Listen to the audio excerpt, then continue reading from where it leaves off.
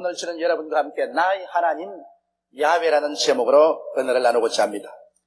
우리가 사는 이 시대는 너무나 바쁜 시대인 것입니다. 그러니 집안에 함께 사는 부부간에도 충분한 시간을 내어서 서로 만나보고 대화할 수 있는 기회가 없습니다. 하물며 부모와 자식 간에 만나서 대화한다는 것은 요사이 거의 하늘의 별 따기처럼 어려운 지경에 처해 있습니다. 이러므로 부모와 자식 간에 마치 남남처럼 그렇게 살아가고 있는 것입니다.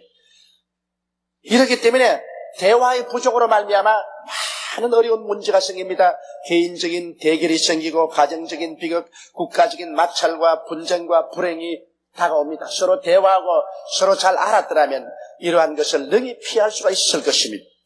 이 모든 것 중에서 가장 큰 불행은 오랫동안 교회에 출석하면서 우리 하나님이 누구신지를 모르고 교회에 왔다 갔다 하는 사람들인 것입니다. 성경 호세아서 6장 3절에는 그러므로 우리가 야훼를 알자, 힘써 야훼를 알자. 그의 나오시면 새벽빛같이 일정하니 비와 같이 땅을 적시는 늦은 비와 같이 우리에게 임하시라고 말씀을 하고 있습니다. 그러면 우리는 나의 하나님 야훼가 어떠한 분인가? 나의 하나님 야훼는 나와 가장 근본적으로 어떠한 연관성을 가지고 계신 하나님이신가? 이 사실을 알아보므로 우리 신앙에 큰 도움이 되고자 합니다. 첫째로 여러분 오늘 읽은 성경 말씀 가운데 보면 나의 하나님 야훼는 아브라함의 하나님이다. 그렇게 말씀을 하고 있는 것입니다. 왜 우리의 하나님의 이름이 아브라함의 하나님이실까요? 그것은 아브라함을 통하여 섭리하신 하나님이기 때문에 그런 것입니다. 아브라함을 통하여 하나님께서 어떻게 섭리하시는가 알아보므로 나의 하나님 야훼가 아브라함의 하나님, 이삭의 하나님, 야곱의 하나님, 나의 하나님이 되신다는 것을 우리는 절실히 깨달을 수가 있는 것입니다. 하나님께서는 아브라함을 갈대아 우르 땅에서 택하셨습니다. 아브라함이 자원해서 하나님을 간절히 찾다가 만난 것이 아닙니다. 아브라함이 나이 75세 때 영광의 하나님이 아브라함에게 나타나셔서 아브라함아, 아브라함하고 부르신 것입니다. 그러므로 아브라함은 스스로 하나님을 안 것이 아니라 하나님의 부르심과 택하심을 받은 사람인 것입니다. 그리고 하나님께서는 아브라함을 부르시고 택하신 다음에 아브라함에 대한 하나님의 계획을 분명하게 말씀해 주셨습니다. 하나님께서 막연하게 아브라함을 부르지 않으셨습니다. 아브라함을 부르시고 난 다음에는 책임지고 아브라함의 일생에는 이와 같은 계획을 갖고 계신다는 것을 분명히 말씀을 해주셨습니다. 창세기 12장 1절로 3절에 보면 야훼께서 아브라함에게 이르시되 너희 본토 친척 아비 집을 떠나 내가 네게 지시할 땅으로 가라. 그리고 이렇게 말씀하십니다. 내가 너를 큰 민족을 이루고 네게 복을 주어 내 이름을 창대케 하리니 너는 복의 근원이 될지라. 너를 축복하는 자에게는 내가 복을 내리고 너를 저주하는 자에게는 내가 저주하리니 땅의 모든 족속이 너를 인하여 복을 얻을 것이니라 하신지라. 이처럼 하나님께서는 아브라함을 부르시고 택하실 거 아니라 아브라함의 일생에 대한 하나님의 계획을 분명하게 갖고 계셔서 그것을 발표하신 것입니다. 그래서 하나님은 아브라함을 통하여 선민 이스라엘을 예비시켰던 것입니다. 하나님은 아브라함을 통하여 가나안 땅을 손에 넣게 하고 그리고 아브라함을 통하여 자손을 번창케 해서 그 땅에 거할 백성을 만드신 것입니다. 이렇기 때문에 하나님께서는 아브라함을 통하여 이스라엘 국가를 예비하는 역사를 베푸신 것입니다. 이러함에도 불구하고 아브라함은 하나님께 완전히 믿고 순종하지 않았었습니다. 하나님의 계획에 온전히 순종하지 않았기 때문에 많은 시험과 환난을 당하고 고통과 연단을 입고 난 다음에 나중에 깨어져서 온전히 하나님께 순종하게 되었고 하나님께서는 아브라함을 통해서 이스라엘을 예비하신 것입니다. 그러므로 이 아브라함의 하나님은 우리에게 무슨 의미가 있을까요? 아브라함의 하나님은 예비하시는 하나님이시라는 것입니다. 아브라함을 통하여 국토를 예비하고 백성을 예비하시는 하나님인 것입니다. 하나님께서 아브라함을 75세 갈대아 우르에서 친히 택하셔 부르신 것처럼 오늘 이 자리에 앉아있는 여러분 한 사람 한 사람도 여러분이 자원해서 하나님을 믿은 것이 아닙니다. 하나님께서 만세전에 여러분을 아시는 거로 여러분을 택하셔서 부르셨다는 것을 알아야만 하는 것입니다. 그러므로 내 자신을 볼 때 난 하나님의 택하심과 부르심을 받은 내 자신이라는 것을 알아야만 되는 것입니다. 요한복음 15장 16절에 너희가 나를 택한 것이 아니요 내가 너희를 택하여 세웠나니 그렇게 말씀을 하셨습니다. 또한 에베소서 1장 4절로 5절에는 곧 창세전에 그리스도 안에서 우리를 택하사 우리로 사랑 안에서 그 앞에 거룩하고 흠이 없게 하시려고 그 기쁘신 뜻대로 우리를 예정하사 예수 그리스도로 말미암아 자기의 아들들이 되게 하셨으니라고 말했습니다. 하나님께서 자기의 아들들이 되게 하는 데는 창세전에 이미 택하사 예수 그리스도 안에서 하나님의 아들들이 되도록 예정을 했다는 것입니다. 그러므로 여러분은 하나님의 택한 백성들이요 하나님의 예정을 입은 사람들인 것입니다. 아무렇게나 우리 스스로가 구원받을 수는 없습니다. 하나님의 택하심을 받지 않고는 구원받을 수 없습니다. 그리고 하나님이 예정하사 여러분이 하나님의 자녀가 되게 하신 것입니다. 이것을 볼 때 아브라함이 하나님의 택하심과 부르심을 받은 것처럼 여러분도 하나님의 택하심과 부르심을 받은 사람들인 것입니다. 그렇기 때문에 여러분은 하나님께 알린 바 되고 하나님은 여러분을 대단히 귀중하게 생각하시는 것입니다. 그리고 하나님께서 아브라함을 위해서 모든 일생을 예비하신 것처럼 하나님께서는 여러분을 위해서도 일생을 예비하고 계신 것입니다. 시편 139편 16절에 내 형질이 이루기 전에 주의 눈이 보셨으며 나를 위하여 정한 날이 하나도 되기 전에 주의 책에 다 기록되었나이다. 여러분 태어나서 하루도 지나기 전에 벌써 일생이 하나님의 책에 다 기록되어 있다고 말한 것입니다.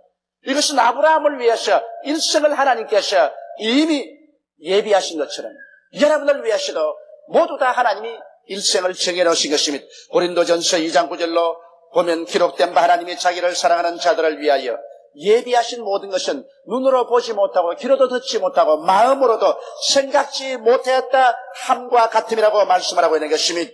그러므로 우리의 인간의 눈으로 보지 못하고 귀로 듣지 못하고 마음으로 생각하지 못했지만은 벌써 우리 태어날 때부터 우리 일생의 삶의 과정이 하나님 뜻을 따라 이미 다 정해져 놓은 것입니다. 그러므로 아브라함은 자기 일생을 위해 하나님이 정하신 것들을 온전히 믿고 순종하고 따라가시면 시련과 환난을 안 당하겠습니다. 여러분도 여러분을 향해서 하나님께서 정해놓으신 그 뜻을 알고 온전히 믿고 순종하면 많은 시험과 환난을 피하고 영광스러운 일생을 살아갈 수가 있는 것입니다. 이러므로 하나님의 계획을 알고 순종과 믿음의 길을 가도록 여러분께서 마음에 작정하시기 바랍니다. 성경은 말씀하기를 범사에 야훼를 인정하라 그리하면 내 길을 지도하시라고 말씀하신 것입니다. 우리 인간 스스로가 잘났다고 생각하지 마십시오. 우리의 지혜나 지식이나 총명을 의지하지 말고 모든 일에 하나님의 정하신 뜻이 있다는 것을 알게 되시기를 바랍니다. 그렇기 때문에 주님께서는 주기도문에 뜻이 하늘에서 이루어진 것처럼 땅에서도 이루어지이다라고 기도하라고 말한 것입니다. 하늘에 계신 우리 아버지의 뜻은 이미 다 이루어졌고 완성되어 있습니다. 우리는 그 뜻대로 살도록 하나님께 간절히 기도해야 되는 것입니다. 그럴 때 하나님 우리 통해서 모든 것을 다 준비하시고 예비하시는 것입니다. 여러분의 일생을 하나님은 예정해 놓으시고 여러분의 일생을 위해서 다 준비해 놓으신 하나님이 바로 아브라함의 하나님 것입니다. 아브라함의 하나님은 나를 택하시고 부르신 하나님, 나를 위해서 일생을 다 정해 놓으시고 예비하신 하나님이 아브라함의 하나님이라는 것을 알게 되시기를 주의 이름으로 축원합니다. 그 다음 둘째로 하나님의 성함은 이삭의 하나님이라고 말씀을 하셨습니다. 왜 하나님의 칭호가 이삭의 하나님이 될까요? 이삭은 태어날 때부터 벌써 아브라함의 상속자로 태어나셨습니다. 하나님이 약속을 하셔서 너의 후손은 이삭으로 말미암으리라 그렇게 말씀을 하셨습니다.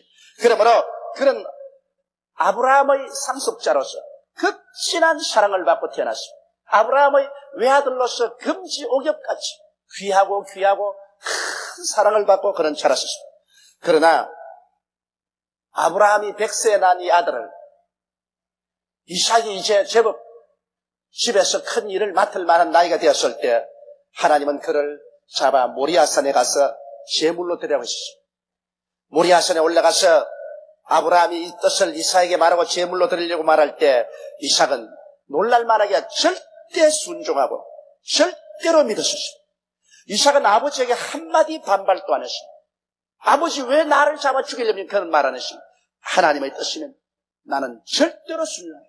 살든지 죽든지 흥하든지 망하든지 성하든지 쇠하든지 아버지의 뜻이면 순종하고 믿겠다는 철저한 믿음과 순종이 이삭에게 있었습니다. 그러므로 이삭은 사실은 죽은 자와 방불합니다. 아버지가 죽이려고 칼을 들었는데 하나님께서 너 아들 독자 이삭에게 손대지 말라고 해서 그는 구출함을 받았습니다.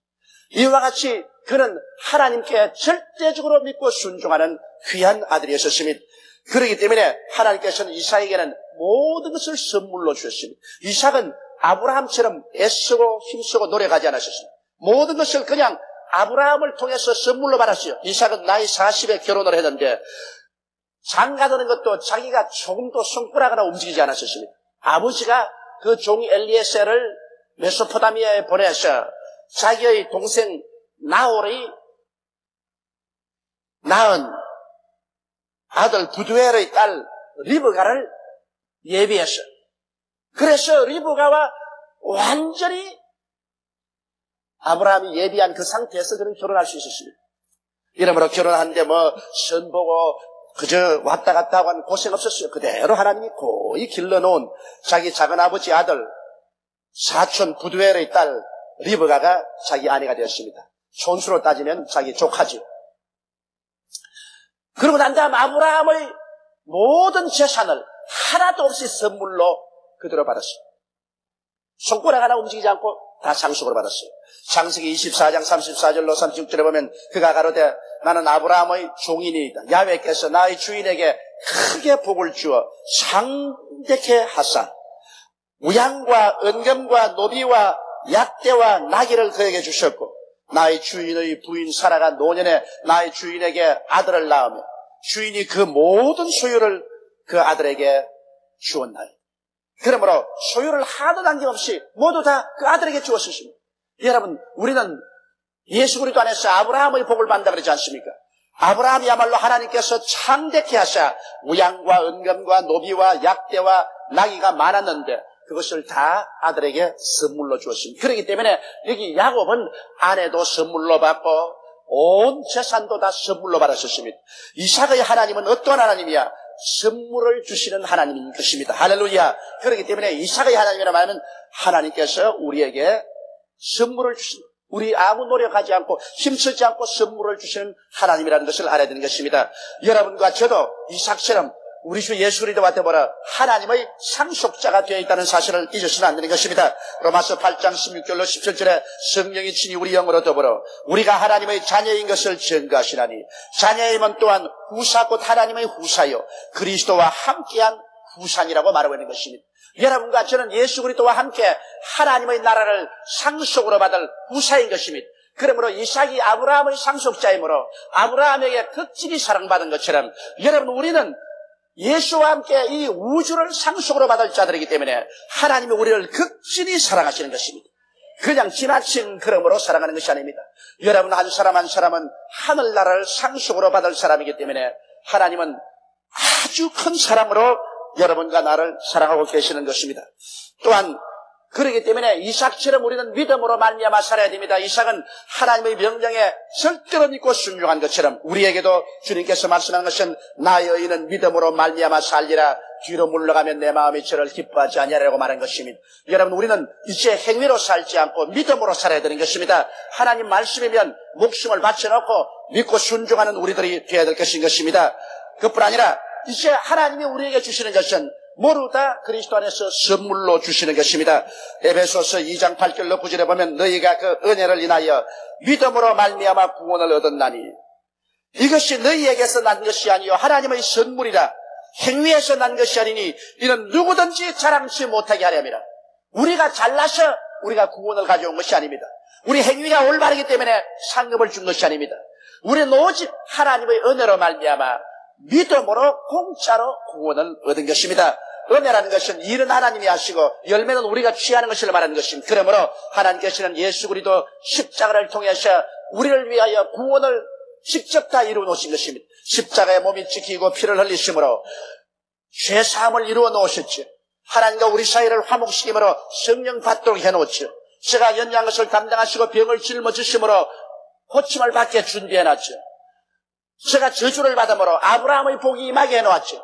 제가 죽으셨다 부활하심으로 사망과 음부를 다 철폐하시고 부활과 영원한 천국을 예비해 놓으신 것입니다. 그러므로 하나님께서는 그리스도 예수를 통하여 우리 위해서 다 예비해 놓으시고 단지 우리가 회개하고 믿음으로 말미암아 이 하나님의 은혜를 받아들이기를 기대하고 계신 것입니다. 이러기 때문에 사랑하는 자여, 내 영혼이 잘됨같이 내가 범사에 잘되며 강건하기를 내가 강구한다고 하신 것은 우리 하나님께서 우리 한 사람 한 사람이 모두 다 믿음으로 하나님이 원하시는 복받은 백성들이 되기를 원하는 것입니다. 이삭은 아브라함의 모든 것을 상속으로 받았어요. 그 일생을 조금도 고통 없이 편안하게 가장 안정된 삶을 살다가 천국을 갔습니다. 이처럼 우리 하나님께서는 예수 그리스도 안에는 우리가 모든 불안과 공포와 절망에서 해방을 얻고 예수 그리스도의 십자가를 통해서 하나님이 예비하신 오중복음과 삼중 축복을 받아서 누리며 그 안에서 하나님을 찬미하고 감사하며 살다가 주님의 나라에 오기를 하나님은 바라고 계신 것입니다. 이러므로 이삭의 하나님은 모든 것을 우리 위해서 선물로 주시는 하나님이 되신 것을 믿게 되시기를 주의 이름으로 축원합니다. 셋째로 하나님은 야곱의 하나님이라고 말했습니다. 야곱의 하나님은 어떠한 하나님이실까요? 야곱은 시험과 고난을 많이 당하고 깨어진 사람입니다. 야곱은 장자의 명분을 얻기 위해서 팥죽 한 그릇으로 형의 장자의 명분을 바꾸고 그 다음에는 형이 사냥 갔을 동안에 형의 옷을 입고 그 몸에 털을 붙여서 형처럼 가장하여 장자가 받는 안수기도를 아버지가 눈이 어두운 기바로 그 앞에 가서 다 받았습니다. 그 결과로 형이 동생을 무섭게 미워해서 죽이려고 했습니다. 그래서 어머니가 동생이 죽임을 당할까 두려워해서 자기 친정으로 시라를 보낸 것입니다. 그는 벌써 인생의 출발부터 형제간의 사투로 말미암아 도망을 칠 수밖에 없었습니다. 그리고 외아저씨 집에 가서는 그는 속임을 당하고 14년 동안 무일푼으로 무슴살이 했습니다. 외아저씨의 딸 라헬을 사랑해서 라헬하고 결혼식에 주면 7년 동안 무보수로 무슴살이 하겠다고 그러니까 좋다고. 그래서 둘째 딸 라헬을 주기로 작정했는데 첫날 신방을 치르고 난 보니까 라헬이 아니라 맏딸 레아였었어요. 이래서 외아저씨가 항의하니까 외아저씨가 하는 말이 7년 동안 또 나를 위해서 무보수로 일을 주면 그 다음 라헬 또 주겠다 그랬습니다.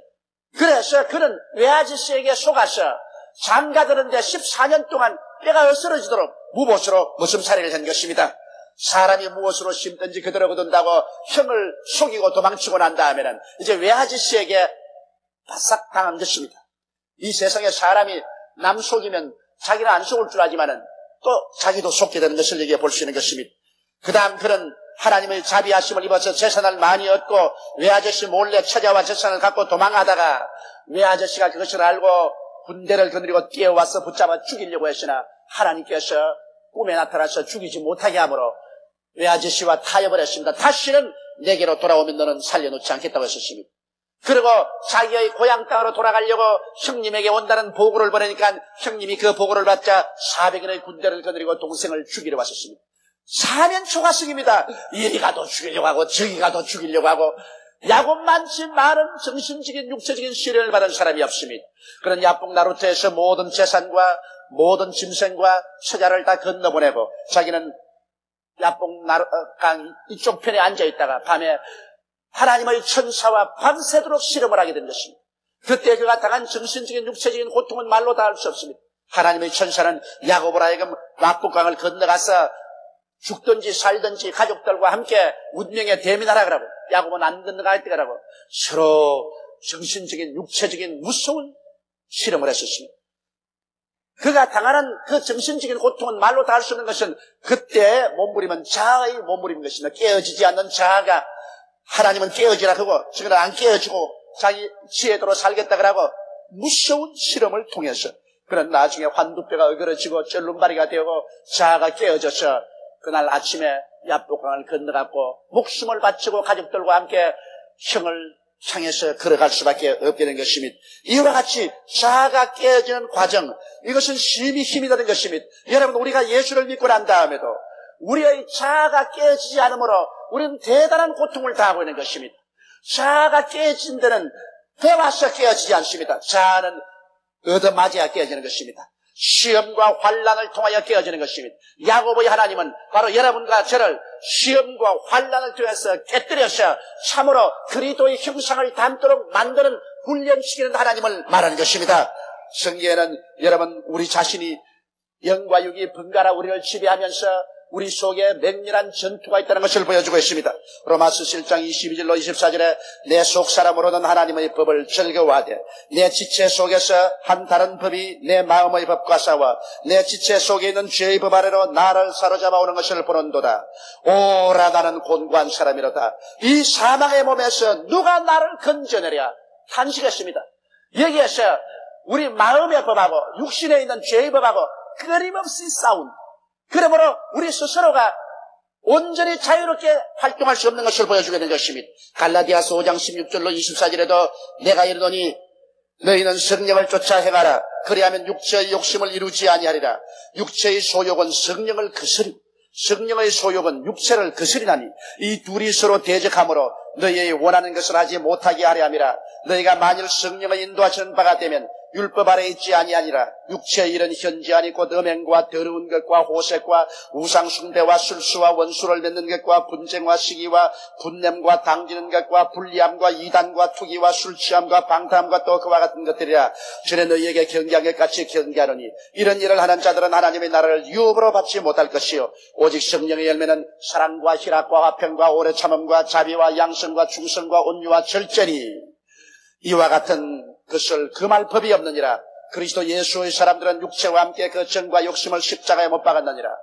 여기 있는 말씀처럼 우리의 육체의 소욕이 일어나서 우리 마음속에 성령의 소욕을 막고 성령의 역사가 일어나서 육체의 소욕을 막고 우리 속에는 육체의 일과 성령의 역사가 끊임없이 서로 대결되는 이 투쟁 상황 속에 있는 것을 보여주고 있는 것입니다. 그렇기 때문에 우리는 하나님께로부터 힘을 얻고 능력을 받고 혹은 또 하나님의 징계를 받아서 우리 육체의 사람, 죄의 법을 따라가는 그 사람이 깨뜨려져야 되는 것입니다. 깨어지지 않고 온전한 신앙생활 속에 들어갈 수 없습니다. 우리가 하나님께 불순종하고 하나님께 불신앙하면 야고보의 하나님은 우리에게 오셔서 우리들에게 징계를 주시는 것입니다. 하나님이 채찍을 들고 때리시는 것입니다.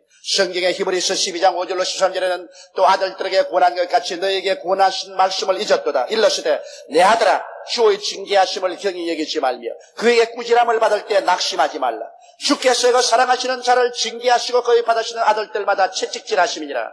하여시니 너희가 참으면 징계를 받기 위함이라. 하나님이 아들과 같이 너희를 대우하시나니 어찌 아비가 징계하지 않은 아들이 있으리요. 징계는 다 받는 것이오늘 너희에게 없으면 사생자여 참 아들이 아니니라. 또 우리 육체의 아버지가 우리를 징계하여도 공경하였거든 하물며 모든 영의 아버지께 더욱 복종하여 살려하지 않겠느냐. 저희는 잠시 자기의 뜻대로 우리를 징계하였거니와 오직 하나님은 우리의 유익을 위하여 그의 거룩하심에 참여케 하시느니라.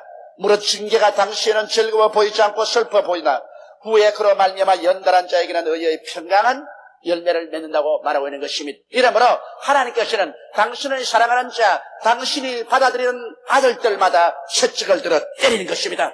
왜냐하면 우리 스스로가 온전한 사람이 아닙니다. 아담 하와 이후로 우리 속사람과 그 사람, 영의 사람과 육체의 사람이 늘 대결하고 그래서 육체의 사람이 우리를 점령해서 하나님의 뜻을 거스르고 불신앙하고 불순종하며 잘못된 길로 걸어갈 때가 많습니다. 이를 하나님 성령께서 우리를 교정시키시고 말씀이 우리에게 경고하시고 하나님이 채찍을 들어 우리를 때리시는 것입니다. 우리는 일생을 통해서 하나님께 매를 맞은 경험이 많이 있습니다. 하나님께서 약하게 징계할 때도 있지만 하나님께서 무시무시하게 징계할 때도 있는 것입니다.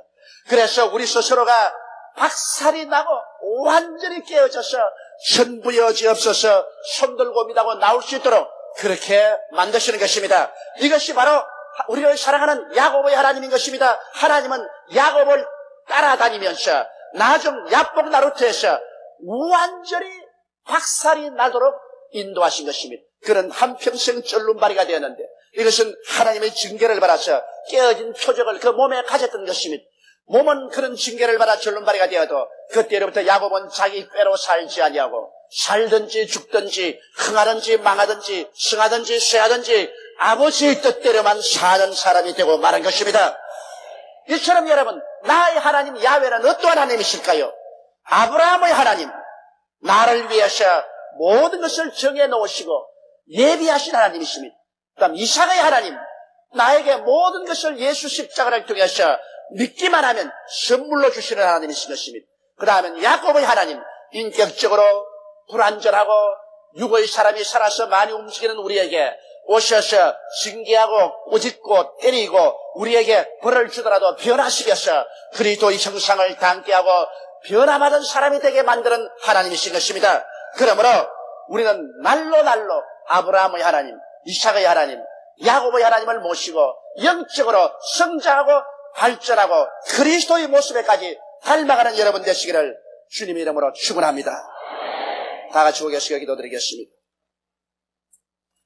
전능하시고 거룩하신 아버지 하나님, 하나님은 바로 아브라함의 하나님이요, 이삭의 하나님이요, 야곱의 하나님이요, 나의 하나님이요, 죽은 자의 하나님이 아니라 산 자의 하나님이시옵니다.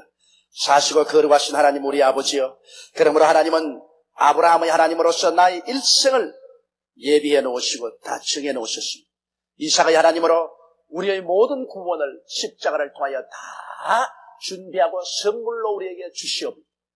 야곱의 하나님으로 우리를 징계하시고 의지하시고 내로서 때리시고 우리를 깨뜨리시고 변화시키셔서 믿음과 순종의 자녀들이 되게 만들었음을 감사합니다.